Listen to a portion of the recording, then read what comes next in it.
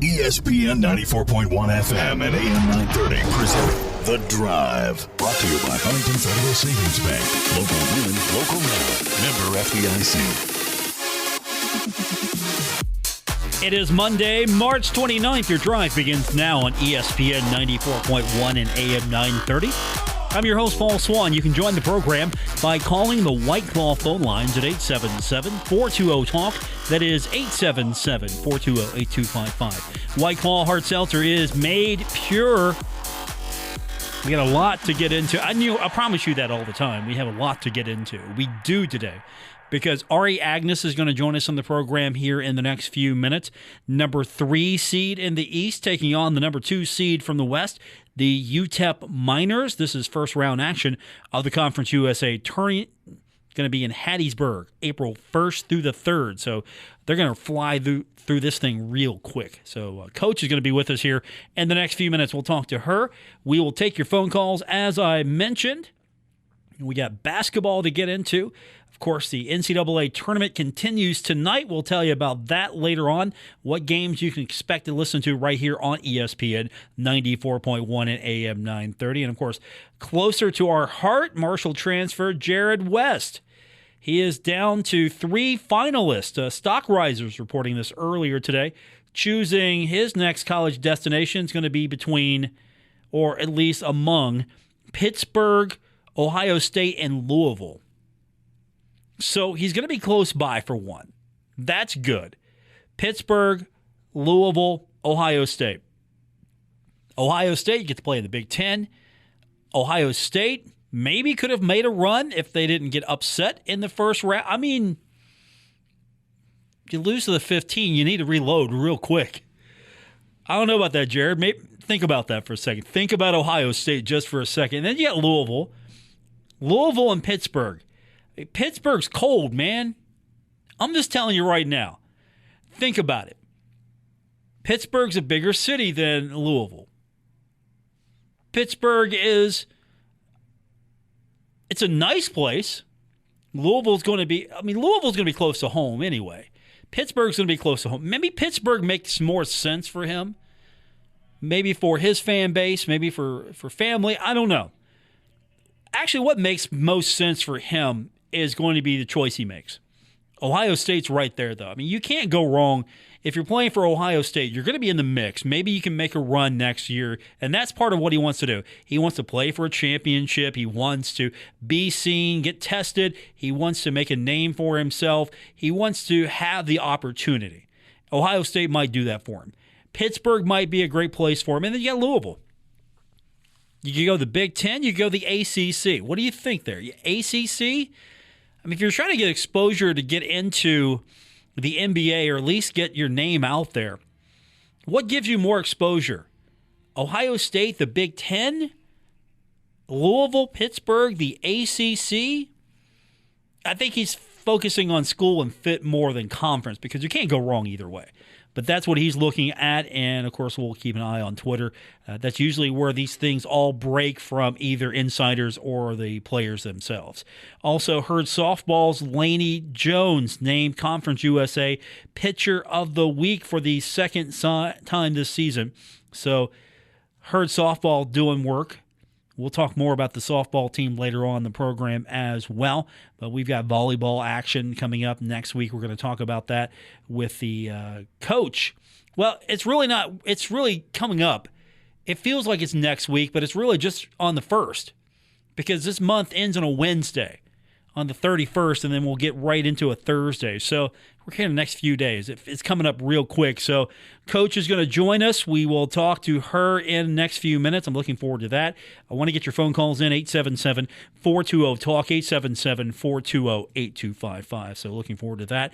And, of course, our show today being produced by our esteemed colleague and intern, Nick Verzolini. Nick, I got a job for you today. Twitter has decided what your job's going to be. Have you checked your tweets? Have you seen what I've put out there for all to see on Twitter? That's going to be your job. Actually, I replied to somebody, but I put your name out there. I'm trying to forward your career a little bit. Yeah, I saw that. Unfortunately, this person's tweets are protected, so I cannot view them. Right Oh, you cannot see this person's... What? Wow. All right. I copied their tweet. I did not know that, but the person in question has a research project for you. And you should probably follow that person as well, because you're probably going to get some homework assignments from that person as well. It's somebody that I trust. I wouldn't have you just follow anybody.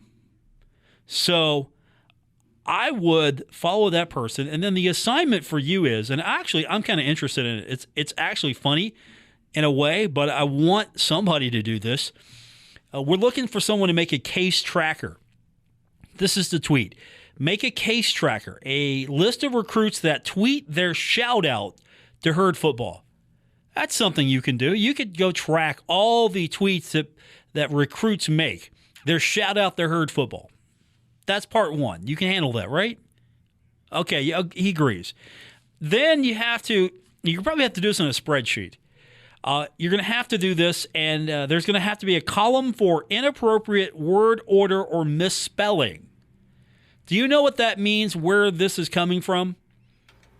I'm thinking it's probably because people like to refer to Marshall as the University of Marshall. There you go. Nick, that's what I love about you, Nick. You do follow along, and we have seen that so many times. The University of Marshall. Yeah, I want to announce that I'm blessed. It's always, I would like to announce I'm received my 54th offer, or my 12th offer, my first offer, my 13th offer from the University of Marshall. Hashtag blessed, hands emoji. That's how all of them. It's like there's a copy and paste template out there that all of these recruits, they know that they're going to get an offer, so they just fire this thing off. And then, of course, the graphic factory.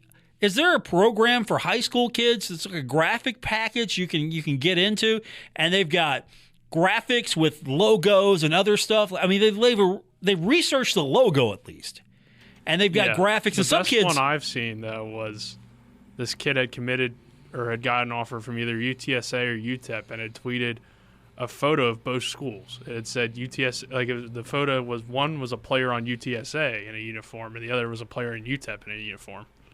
So he had gotten them two confused. Wow. I like the Photoshop ones. You know, Photoshop them in the uniforms as well. Those are my favorite. You got to put a lot of effort into that. So we need that. So we need a column for inappropriate word order or misspellings, because I've seen Marshall spelled wrong. You forget that second L sometimes. A column for commitment. Did they receive an offer? Yes. Are they committed? Yes. Did they spell the university's name wrong? Yes or no? Did they get the word order right? Yes or no? University of Marshall. A column for showing up on campus. A column for fall rosters. You can do all this, right? I mean, your internship is like up in a month here, right? 2 weeks, 3 weeks? What are we down to? Something like that. Okay, you got to work fast then, because we're going to have to hand this research off to the next person.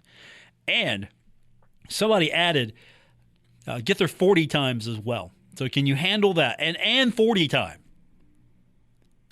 There's a lot of websites out there. I can probably get at least something started. All right, we're gonna put this out. We're actually gonna post this. And by the way, follow Shannon personally. That'll be a good follow for you.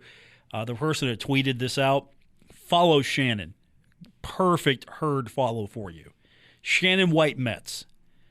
You won't regret it.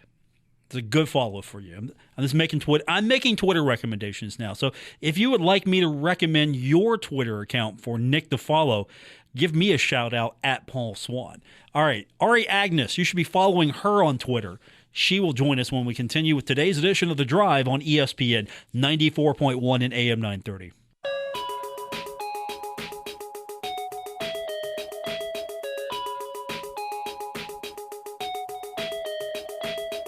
This is The Drive with Paul Swann on ESPN 94.1 FM and AM 930.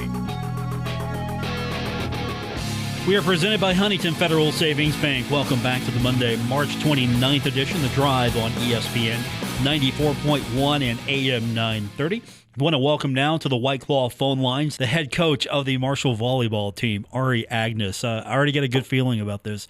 Here in Hattiesburg, you're the 3 seed. You get in. You're hot right now. Your team is winning spectacular fashion. You won 4 straight. She should be the player of the year. Sierra DeBell is racking up more awards.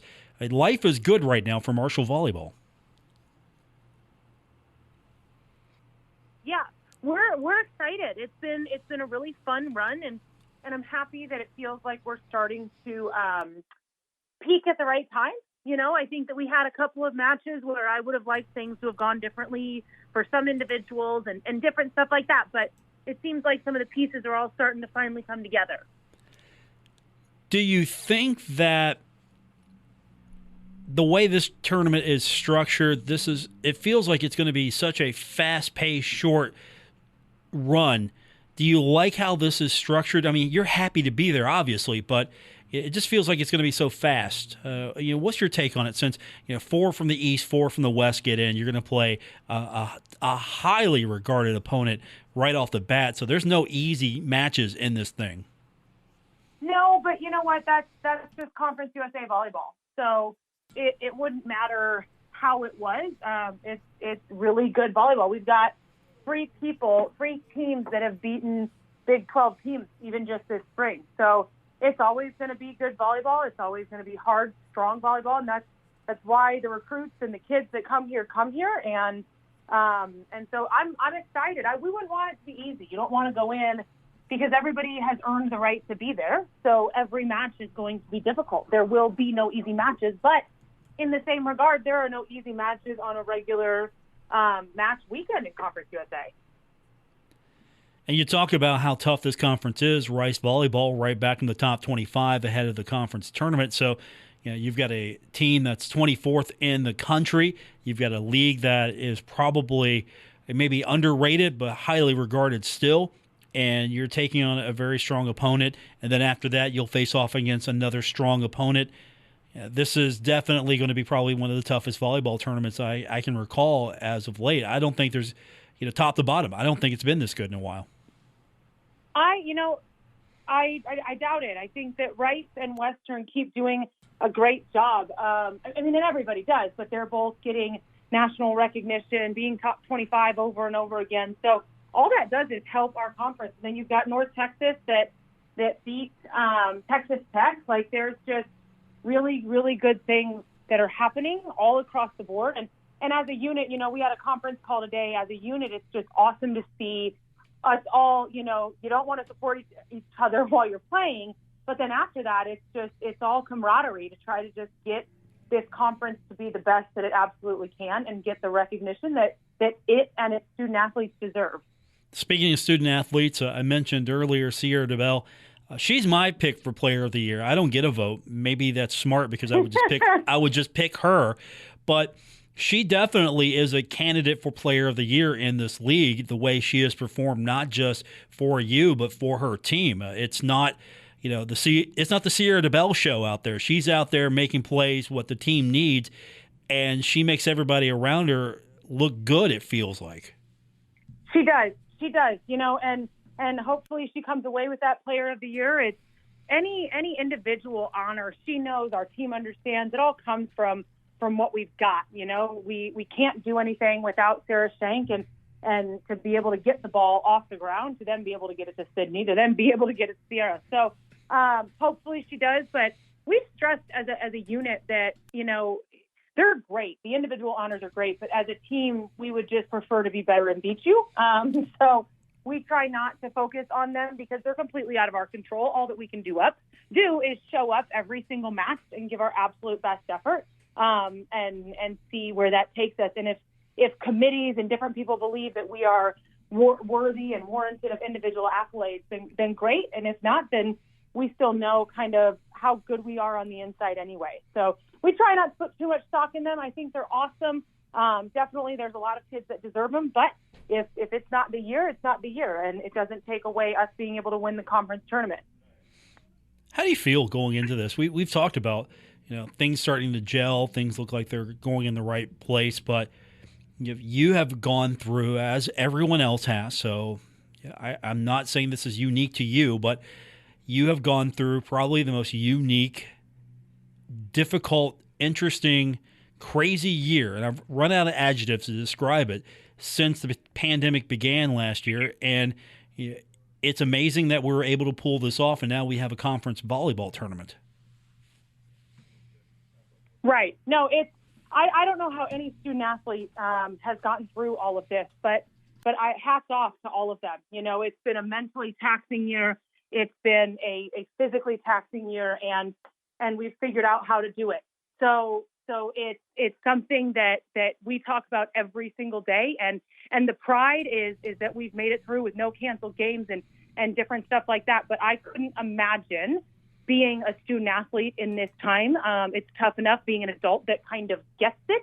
So it's awesome. I think that Marshall's done a beautiful, phenomenal job of keeping us all in play and safe and healthy. And we're blessed. We were talking about it today. We are so blessed and lucky and fortunate to just be going to the conference tournament.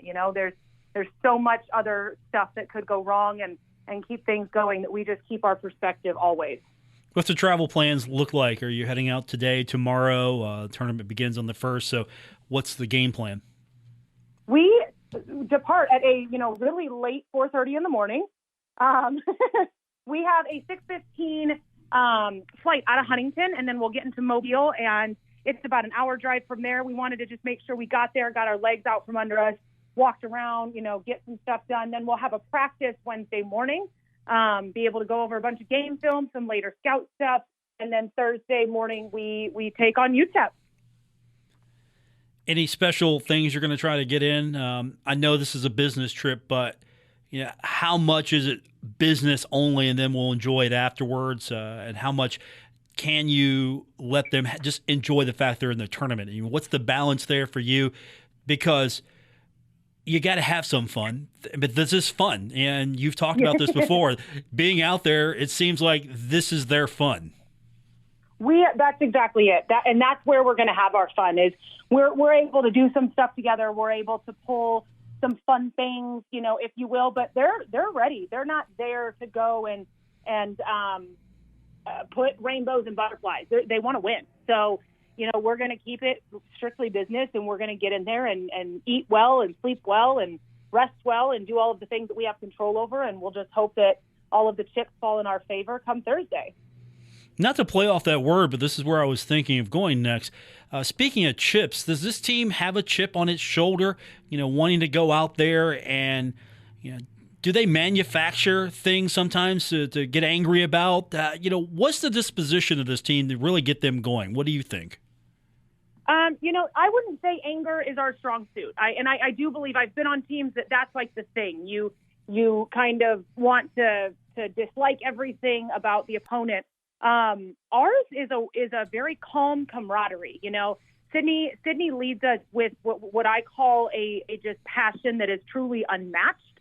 But then the majority of our players are very just even keeled. And Sierra's one of them. So you can't put too much energy and emotion into things, because as good as it is, it can also be really bad when it's not going your way. So when there's sets, and that's the beautiful thing about volleyball, when there's sets that are not going our way, we're just like, it's all right. We're going to make it to the next one. Everything will be fine.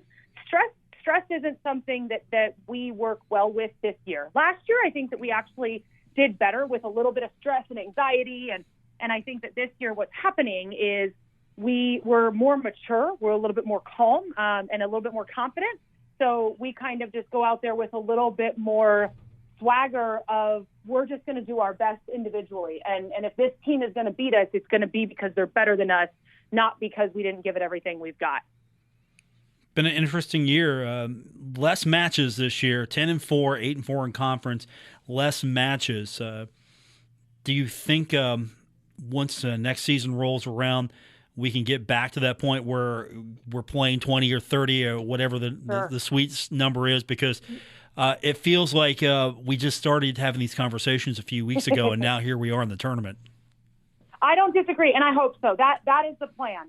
We are moving forward as if that's what's happening, and that's all that we can do. So hopefully, yes, for the sake of the kids, for the sake of, RPIs and different things that we're not able to get a really good read on right now. For all of those things, I believe that things will be, as back to normal as they can be. But that is the plan. We are planning for next fall to have 4 preseason weekends and then get right into conference play after that and play a full conference schedule. So now the conference schedule may stick to this, and those are all things completely out of our control, and stick to this divisional side and those kinds of things. But, we'll just see when we get there. Right now, we're just trying to keep our eyes on Thursday and keep it moving. Do you have an opinion that you are willing to share about this schedule? Yeah, yes and no. I think that it's great because it's travel. It makes it a lot easier on the kids. It makes it a lot easier on all of us to not have to go somewhere Thursday, play Friday, get on a plane Saturday, play somewhere Sunday, get on another plane and come home. So I think there's some benefit. However, I wish that we played every team in the conference, but I think having 4 and 4 from each side come to the conference tournament is a good enough balance. So I think it's like, do I have one? Yes. But then at the same time, if I start to feel negative about it, I remind myself that the reason all of this happened was because of a pandemic. And I don't think that there's any reason to be negative when we have the opportunity to play. Yeah. The good news is we are getting through this pandemic, and hopefully we can take some good things away. It's hard to say that, but I feel like there's some positives we can take away from everything, because a lot of perseverance has happened through this. I guess that's the positive. If I'm off base, let me know. But I think that's the one thing we can take away from this. Just a lot of perseverance, making things work in the middle of probably the most it's a crisis of a lifetime I'll never experience again, hopefully. Hopefully not. But yes, I completely agree. And all we have to do is just keep ourselves reminded of perspective, and then I think we learn from it and can get a good benefit out of all the craziness that's happened for sure. And I think it's fair to note that the fact that we had volleyball in the middle of a pandemic was probably cathartic for a lot of people, because the world stopped and then we're trying to get through this. And I know the fans were limited. You couldn't have a full house. As many fans, they had to show up and first come, first serve, but still passionate group, and they were there cheering you on. And that was probably a release for them and cathartic for them. Same thing with basketball and all the other sports. So in a sense, really, it was helpful that we could get back to this point, and volleyball was part of that.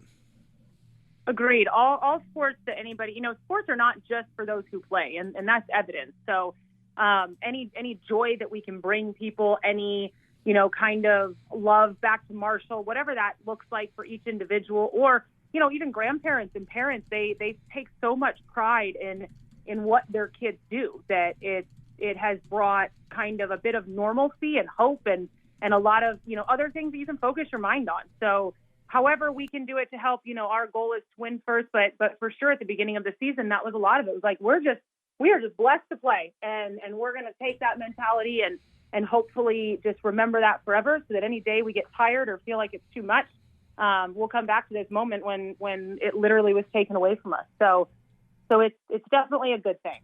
4:30 in the morning, huh? 4:30. Yeah, it's almost bedtime. Wow, I hope I'm not keeping you up too late, because you're going to have to turn around and get up and go, because it's not 4:30. Get up at 4:30. It's be there at 4:30, right? Yeah, we will be at the CAM at 4:30. So yeah, I would agree. Bedtime is coming soon, so we're pushing it a bit here. Okay. Well, I don't want to keep you up too late here. I appreciate you doing this. Good luck. We're going to be watching. It's going to be all televised, and of course, we're going to be following all the way. And let's hope that here next week we're talking about the NCAA. We're talking about Marshall volleyball being a champion, and we're looking forward to your next opponent, whomever that will be in the tournament. So that's hopefully that's our next conversation. Awesome. Thank you so much. Thanks, Coach. I appreciate it. Ari Aganus, head coach of the Marshall volleyball team. 4:30, checking in at 4:30. That means, she's heading to bed probably real soon. We will continue on and get your phone calls in. 877-420-TALK, 877-420-8255. More coming up on this edition of The Drive on ESPN 94.1 and AM 930. This is The Drive with Paul Swann on ESPN 94.1 FM and AM 930. Presented by Huntington Federal Savings Bank. We mentioned earlier on the program, Herd Softball's Lainey Jones named Conference USA Pitcher of the Week for the second time this season. She was previously Pitcher of the Week back on March 8th. She picked up both wins for Marshall over the weekend. A 3-game series with the Knights of... Do I do this the way the University of Bellarmine? Is it the Bellarmine Knights, the University of Bellarmine Knights? I mean, I'm trying to do this the way that the kids are doing it these days, but the University of Marshall. But she had a pretty good week. And so the Thundering Herd get the victory. Guess what? Player of the Week awards coming once again. So Lainey Jones picks up some hardware, and the Herd gets a split on Saturday, losing game 1 3-1. Then they come back and win game 2 5-3. You might have thought to yourself, that was some terrible softball. They really didn't play like themselves. And then on Sunday, what was that? Mercy ruled them. You would think, okay, this is going to be competitive on Sunday. This is going to be real. This is going to be good. It was a split, so it could go either way on Sunday. And Bellarmine got mercied 10-0 in 5 innings. Megan Smith, Lyon, head coach, on the difference between Saturday and Sunday. We knew that wasn't a good representation of who we are. We didn't panic about it. We knew that's not us. And, we just got to work. Coach Lyon did video review last night and figured some things out, met with each hitter. Each hitter was really open and trying to figure out how to make good adjustments today. And, we were confident we were going to have a better day today. I mean, yesterday, that's not who we are. So we got back to how we do things offensively. I mean, we took, how many walks did we take? Like 8 walks or something close to that. We were being a little bit more selective, but also aggressive in our pitches. And, I felt like that pitcher threw a great game against us yesterday. And I was hoping she was going to start. I wanted to see her again. And, when she came in, we made the adjustments we needed to, and then I knew we could. That's a big difference, don't you think? On Sunday, things are going well when you mercy a team. There's got to be a complete effort from a team to do that. And, of course, what's that mean? You're going to get sometimes some offense. You're going to get some performances from players maybe you're not expecting it from, or that you're expecting it from, and it finally happens. And the win on Sunday, Marshall gets a big lift from freshman KK Kinney as she recorded a 2-run home run on her first career hit. I didn't know it was out. I thought it was just a pop-up to left field, and in my head, I was like, well, at least, because Whit was on second, I said, at least Whit can tag on it and move to third. But so as I rounded second is when I realized, I was like, oh, this is out of the park. So I started screaming and stuff because I haven't been playing and I've been cheering on my team. And today I was able to play for them.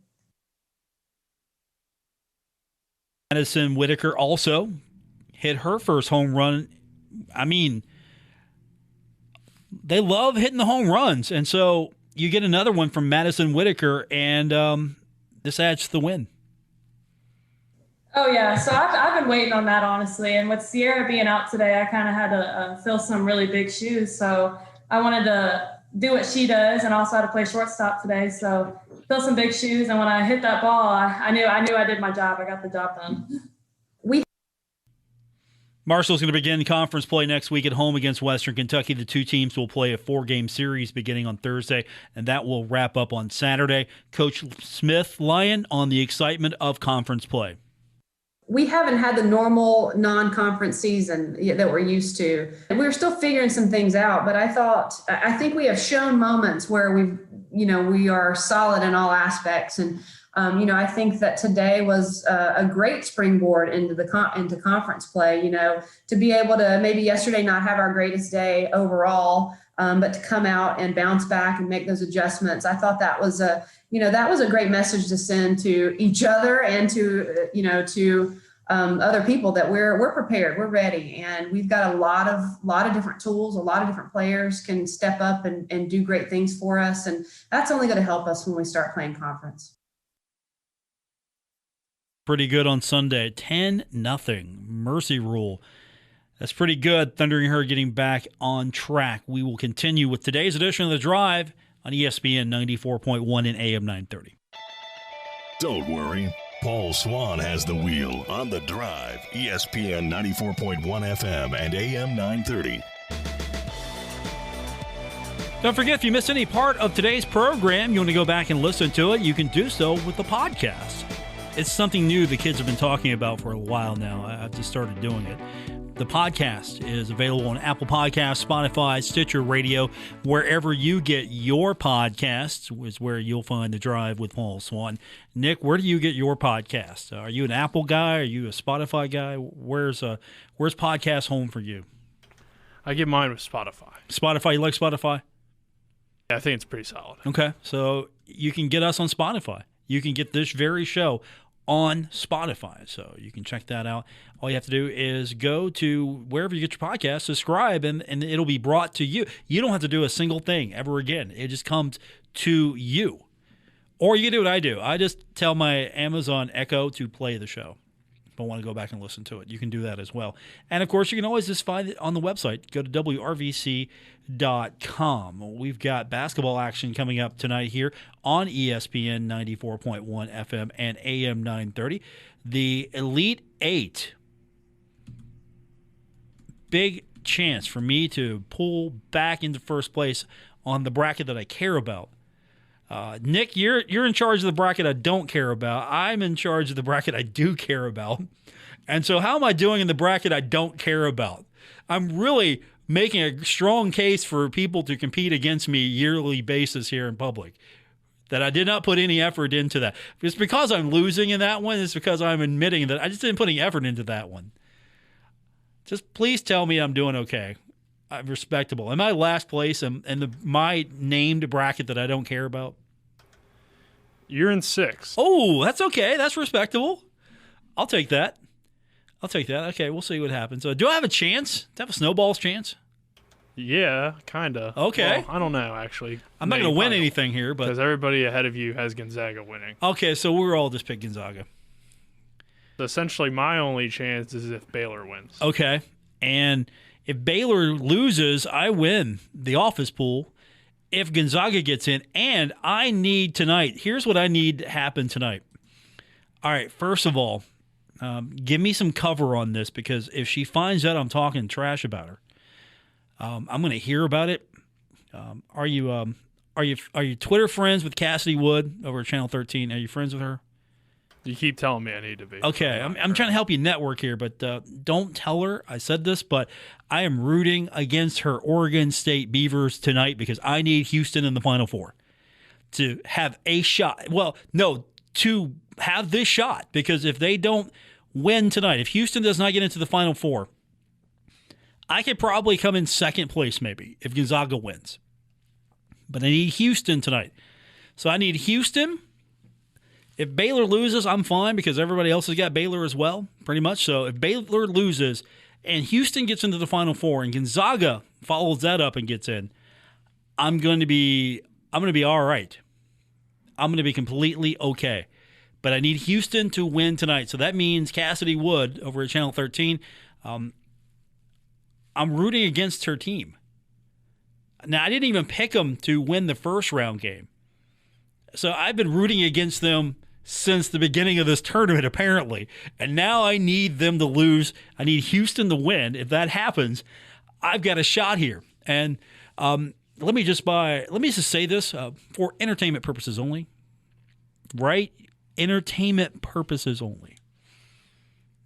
Nothing, no transactions or anything. Entertainment purposes only. Do you believe that? You don't believe that. Of course I do. Yeah, you do. Yeah, you don't.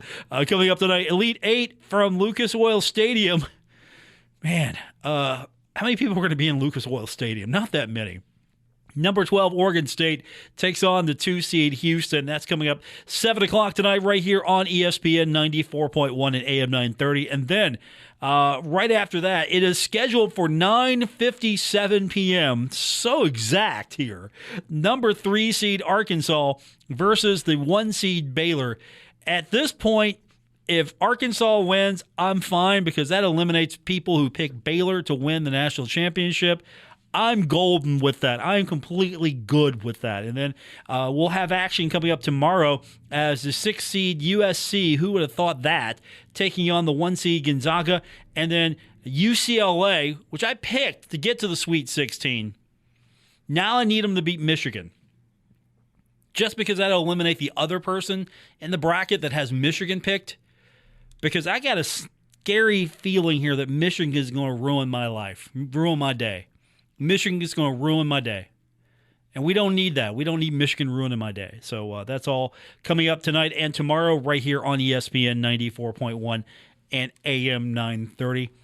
So to recap, I need Houston to win. I need Gonzaga to win.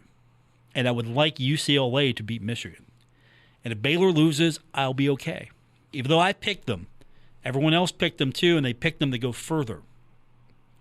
See, that's my thinking. If I can just eliminate them now, it's almost addition by subtraction. Because what hurts me more? Houston losing hurts me more. If Houston wins and Baylor loses, Baylor doesn't hurt me as much because the other people in the bracket also have Baylor, and that hurts them more. That keeps them from having an opportunity to win the championship. Are you taking notes here? Sometimes you got to play these games. Like, for example, I lost fantasy hockey this weekend. I'm the number 1 team, and I'm on a 2-game losing streak. And I lost to, I guess I taught him too well how to play. I lost to former intern. No, not Spencer Dupuis, Nick. I saw your face there. Luke Creasy over at the Herald-Dispatch. I lost to Luke Creasy. To his credit, he has been a good student. And COVID has really messed me up on my team.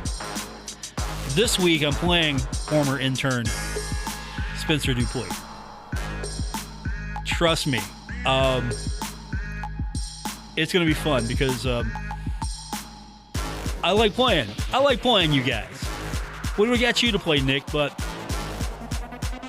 that's not your thing. I get it. Next year. All right, that does it for this edition. Thanks for tuning in. I do appreciate everyone being a part of the fun we have here on ESPN 94.1 and AM 930. WRBC Huntington, W227BS Huntington, your flagship home of the Marshall Thundering Herd and The Drive with Paul Swann, ESPN 94.1 FM and AM 930.